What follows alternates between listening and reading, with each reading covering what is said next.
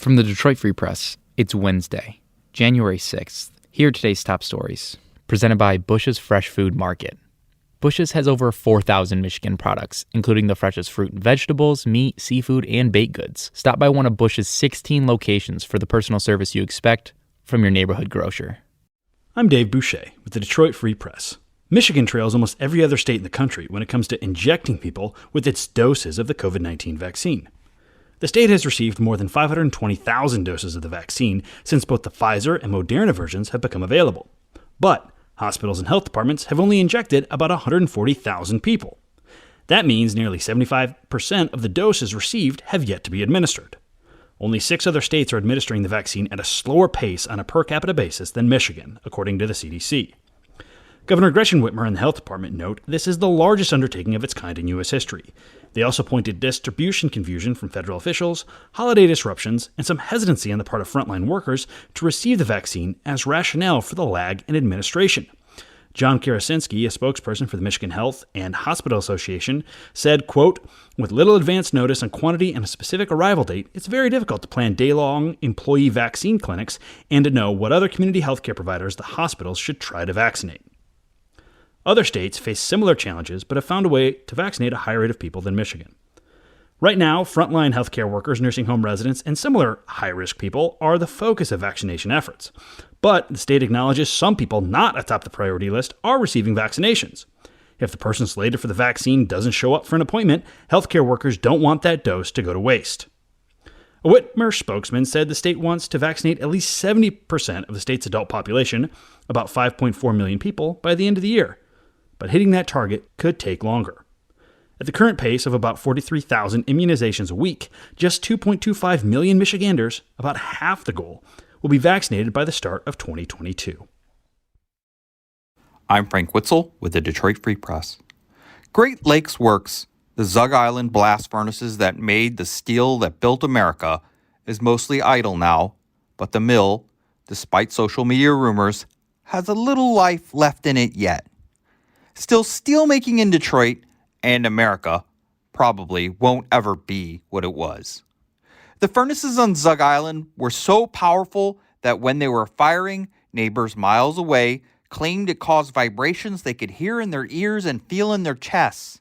A year ago, U.S. Steel said it would indefinitely idle major operations at the factories, sending notices to 1,545 employees.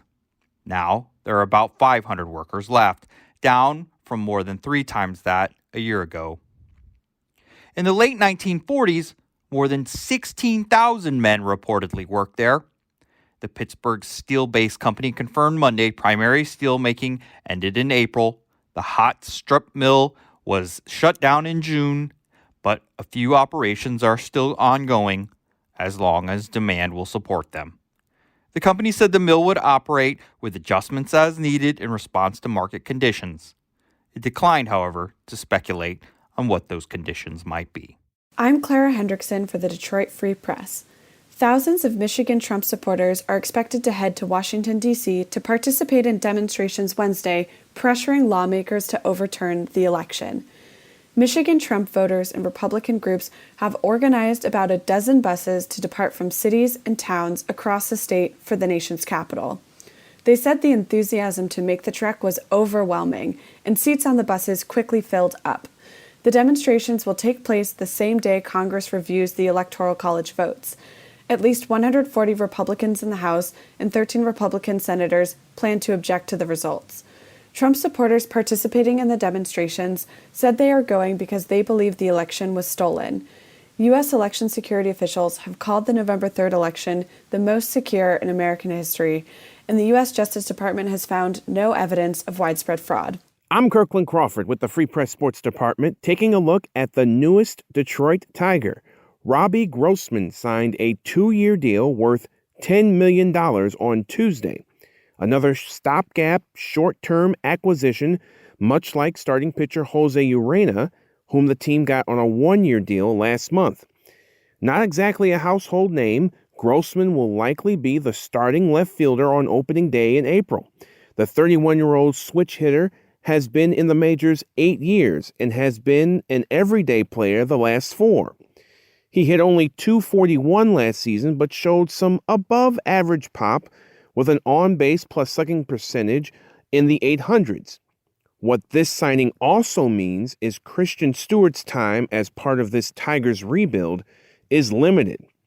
Will the Tigers make a bigger splash in free agency this offseason? Well, likely not. But the big question will be how guys like Mize, Manning, and Skubal fare next season. For more stories from the Detroit Free Press, be sure to check out freep.com. That's FREEP.com. If you're a fan and want to support our quality local journalism, subscribe. Go to freep.com/special offer.